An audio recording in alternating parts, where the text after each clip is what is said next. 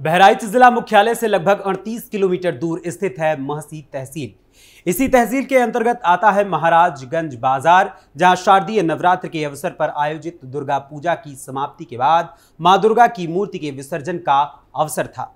शांतिपूर्ण तरीके से मूर्ति विसर्जन के आयोजन को संपन्न कराने के लिए मौके पर पुलिस बल भी मौजूद था, लेकिन ये आयोजन जश्न के माहौल के बीच मातम में तब्दील हो गया और हिंदुओं की आस्था के त्योहार के बीच मुस्लिम समुदाय के कुछ उग्र लोगों की ओर से पथराव किया जाता है और फिर कई राउंड फायरिंग भी की जाती है और उसके बाद गोली लगने से 2 हिंदू युवक घायल हो जाते हैं, जिनमें से एक राम गोपाल मिश्रा, जिसकी अभी 6 महीने पहले शादी हुई थी, उसकी मौत हो जाती है और वहीं दूसरा युवक राजन गंभीर रूप से घायल हो जाता है।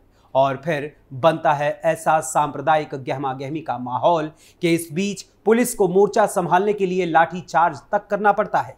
यहां तक कि खुद एसटीएफ चीफ और एडीजी लॉ एंड ऑर्डर को हाथ में पिस्तौल लेकर हंगामा कर रही भीड़ को कंट्रोल करने के लिए उसे खदेड़ना पड़ता है। और इसी बीच इस मामले को लेकर राजनीतिक रूप से भी मुद्दा बनाकर भुनाने के काम में लग जाते हैं सियासत के कुछ लोग। और सिर्फ इतना ही नहीं, बल्कि एक तरफ जहां बहराइच को इस सांप्रदायिक हिंसा की आग में सुलगाने की कोशिश की जा रही है, तो वहीं दूसरी ओर सहारनपुर में भी सांप्रदायिक प्रदर्शन करने के लिए बच्चों और महिलाओं को भी सड़कों पर उतार दिया जाता है। और ये सब कुछ होता है तो महज सियासी नफा और नुकसान के लिए। नमस्कार, मैं अखिलेश पांडे आप सभी का कैपिटल टीवी उत्तर प्रदेश के स्पेशल प्रोग्राम थर्ड आई में हार्दिक स्वागत एवं अभिनंदन करता हूं। हम बात करते हैं बहराइच में लगी सांप्रदायिक हिंसा की आग के बारे में, जिसको लेकर सपा प्रमुख अखिलेश यादव, कांग्रेस की राष्ट्रीय महासचिव प्रियंका गांधी वाड्रा समेत अन्य विपक्षी दलों के नेताओं ने सूबे की योगी सरकार को इस मुद्दे पर घेरने की पूरी कोशिश की है और भाजपा पर हमला बोला है। दरअसल बहराइच के महसी तहसील के अंतर्गत आने वाले महाराजगंज बाजार में दुर्गा पूजा के बाद मूर्ति विसर्जन के दौरान डीजे बजाने को लेकर मुस्लिम समुदाय के लोगों ने आपत्ति जताई। इसके बाद हिंदू और मुस्लिम पक्ष में नोकझोंक होने लगी, जिसके बाद इस नोकझोंक ने इतने बड़े विवाद का रूप ले लिया कि मुस्लिम पक्ष ने पहले तो पथराव शुरू किया और उसके बाद बंदूकों की गोलियों की आवाज आने लगी। हिंदू पक्ष के अनुसार कई राउंड फायरिंग होती है और इस दौरान राम गोपाल मिश्रा नामक एक युवक को गोली लगती है और उसकी मौत हो जाती है। वहीं एक दूसरे हिंदू युवक राजन को भी गोली लगती है और वो भी गंभीर रूप से घायल हो जाता है, जिसका अभी इलाज किया जा रहा है। हिंदू युवक राम गोपाल मिश्रा की मौत के बाद हिंदू समुदाय के लोग उग्र हो गए और इलाके में हंगामा और तोड़फोड़ करने लगे और साथ ही आगजनी भी करने लगे और बहराइच सीतापुर हाईवे को जाम कर दिया, जिसके बाद शासन के आदेश पर मौके पर पुलिस फोर्स और पीएसी बल को बड़ी संख्या में तैनात किया गया। वहीं हालात को काबू करने के लिए पुलिस ने लाठीचार्ज भी किया, लेकिन फिर इस मामले में लोगों में और भी आक्रोश बढ़ गया और अभी भी आक्रोश बरकरार है। बहराइच में आक्रोशित भीड़ ने अस्पताल, शोरूम, कई दुकानों को आग के हवाले कर दिया। वहीं हिंसा को बढ़ता देख प्रशासनिक स्तर से हिंसा प्रभावित इलाके में इंटरनेट सेवाएं फिलहाल के लिए बंद कर दी गई हैं। वहीं अब इस मामले को लेकर सियासत भी शुरू हो गई है और सियासी जगत में बहराइच के इस सांप्रदायिक बवाल को लेकर तमाम कसीदे कसे जा रहे हैं। बहराइच के सांप्रदायिक बवाल के बीच कांग्रेस की राष्ट्रीय महासचिव प्रियंका गांधी वाड्रा ने इस मामले को लेकर सूबे की योगी सरकार से तुरंत एक्शन लेने की बात कही है, तो वहीं प्रशासन के ऊपर भी निशाना साधा है। प्रियंका गांधी वाड्रा ने सोशल मीडिया प्लेटफॉर्म एक्स पर पोस्ट करते हुए कहा, बहराइच उत्तर प्रदेश में हो रही हिंसा और प्रशासन के निष्क्रिय होने की खबरें अत्यंत दुखद और दुर्भाग्यपूर्ण हैं। मैं प्रदेश के मुख्यमंत्री जी एवं राज्य प्रशासन से अपील करती हूं कि त्वरित एक्शन लेते हुए जनता को विश्वास में लें और हिंसा रोकें। दोषियों पर सख्त से सख्त कार्रवाई हो। जनता से मेरी करबद्ध अपील है कि कृपया कानून अपने हाथ में न लें और शांति बनाए रखें। वहीं कांग्रेस के प्रदेश अध्यक्ष अजय राय ने तो न सिर्फ योगी सरकार पर निशाना साधा है, बल्कि सीएम योगी से मठ वापस चले जाने तक को कह दिया है।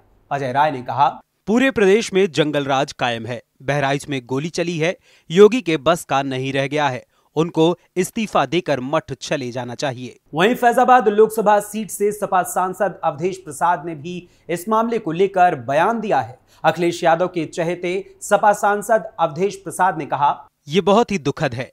सभी से निवेदन है कि सौहार्द कायम करने में मदद करें, आगे कोई घटना न हो और शांति कायम करने में अपना हर तरह से योगदान दें।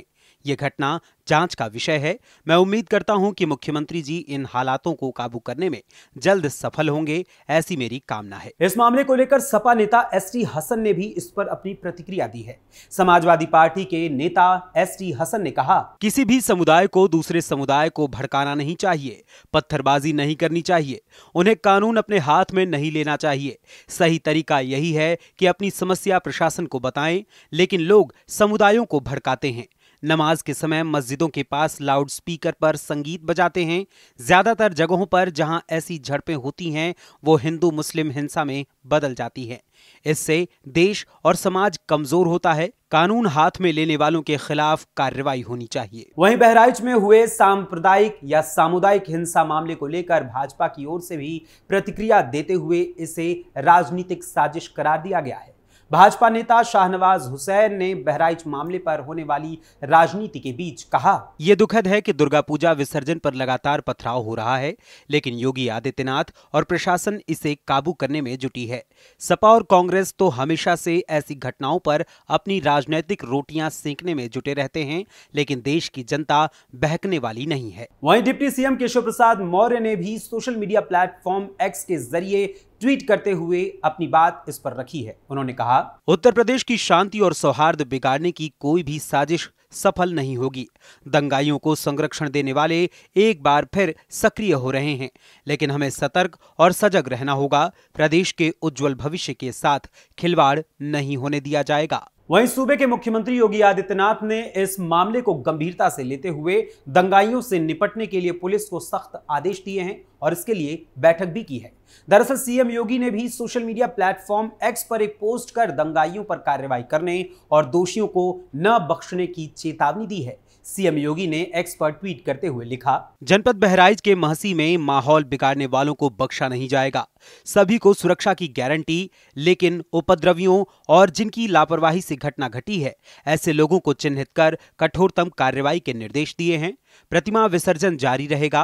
प्रशासन और पुलिस के अधिकारियों को मौके पर उपस्थित रहकर धार्मिक संगठनों से संवाद कर समय से प्रतिमा विसर्जन कराने हेतु निर्देशित किया है। वहीं पुलिस ने इस मामले को लेकर अब तक अब्दुल हमीद, सरफराज, फहीम, साहिर खान, ननकऊ और मारफ अली समेत 10 लोगों के खिलाफ एफआईआर दर्ज की है और 30 लोगों को हिरासत में लिया है। वहीं इस आगजनी और प्रदर्शन में अब तक मृतक रामगोपाल मिश्रा के अलावा 14 अन्य लोग भी घायल हुए हैं। इसके अलावा वहीं एक तरफ जहां ये मामला तूल पकड़ता जा रहा है, तो वहीं गौर करने वाली बात यह है कि यह पूरा मामला डीजे बजाने को लेकर हुआ था। वहीं एक वीडियो सोशल मीडिया पर शेयर किया जा रहा है जो कि समाजवादी पार्टी की सोशल मीडिया जो टीम मैनेज करती है उसकी तरफ से ये वीडियो अपलोड किया गया है, जिसमें ये बताया जा रहा है कि जिस रामगोपाल मिश्रा की गोली लगने से मौत हुई है, उसने पहले तो एक मुस्लिम परिवार के घर की छत पर चढ़कर वहां लगे इस्लामिक झंडे सहित वहां की रेलिंग को भी उखाड़ दिया। इसके बाद भगवा रंग का झंडा फहराता हुआ जय श्री राम के नारे लगाने लगा, जिसके बाद बवाल मचा और गोली लगने से उसकी मौत हो गई।